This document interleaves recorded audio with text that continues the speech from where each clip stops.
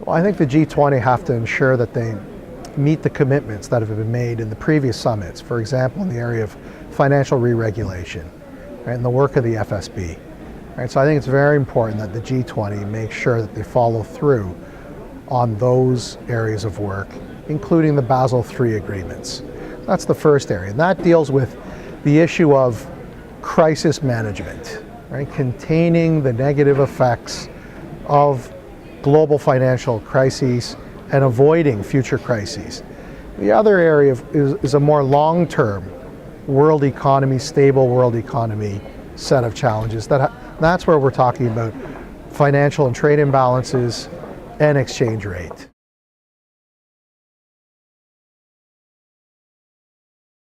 Well, I think the most important issue is that for the leaders of the G20 to realize that they really are trying to look out for the collective interests of the world economy. They really have to be conscious of the systemic interdependencies, right, and work towards strengthening the collective benefits as well as burden sharing.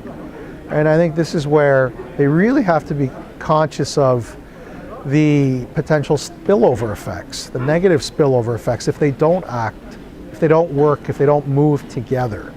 Right? And so I think that's where the G20, the leaders of the G20, that's the most important issue as far as a principle for how they should work together.